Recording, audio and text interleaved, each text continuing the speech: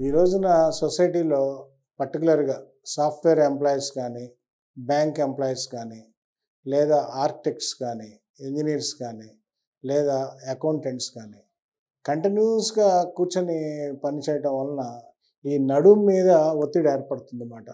ఈ నడుముకు సంబంధించిన ఈ డిస్కులు అంటాం. ఈ డిస్కుల మీద ఒత్తిడి ఏర్పడి, ఈ డిస్కులనేవి అరిగిపోయి, ఆ నరాలు ముందుకొచ్చేస్తాయన్నమాట. ముందుకొచ్చేసి ఈ పసుపుగా కనిపిస్తుంది చూసారు? వీటిని రూట్స్ అంటామన్నమాట. ఈ రూట్స్ మీద ప్రెషర్ వచ్చేసి నడుము నొప్పి, కాళ్ళు లాగటం అనేది జరుగుతూ ఉంటుందన్నమాట. దానివల్లనే నడుము నొప్పి ఇలాంటివి వచ్చే ఛాన్సెస్ ఉంటాయి. దాంతోపాటు సయాటికా అంటామన్నమాట. ఈ రూట్స్ ఎఫెక్ట్ అవుతే సయాటికా అనేది వచ్చే ఛాన్సెస్ ఉంటాయన్నమాట. అలాగే కింది నడుము నరాల్లో గనక ఏమన్నా ఎఫెక్ట్ అవుతే ఇక్కడ కనిపిస్తుంది కదా!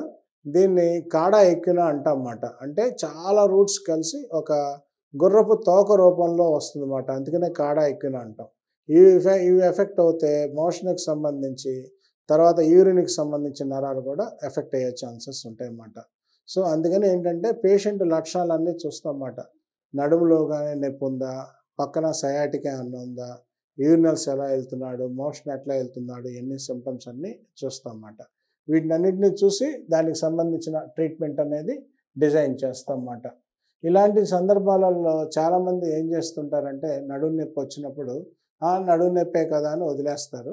వదిలేసి వాళ్ళకి సంబంధించిన యాక్టివిటీస్ అన్నీ కంటిన్యూ చేస్తూ ఉంటారు. అది ఏమవుతుందంటే చివరికి తొండ ఊసరు వెళ్ళి అయినట్లు జబ్బు ఎక్కువైపోయి పర్మనెంట్‌గా ఈ వెన్నుపూస మీద ఎఫెక్ట్ పడే ఛాన్సెస్ ఉంటాయన్నమాట. వెన్నుపూస మీద ఎఫెక్ట్ పర్మనెంట్‌గా పడితే పేషెంట్‌కి రకరకాల కాంప్లికేషన్స్ వస్తాయన్నమాట. నడుము నొప్పి వస్తే మీరు వెంటనే భయపడకండి. ఏదో ఎమర్జెన్సీగా ఆపరేషన్‌లన్నీ అలాంటి అంత ఎక్కువ కేసుల్లో అవసరం ఉండకపోవచ్చు. కొన్ని కేసుల్లో మాత్రమే అవసరం ఉండొచ్చన్నమాట. Thank you.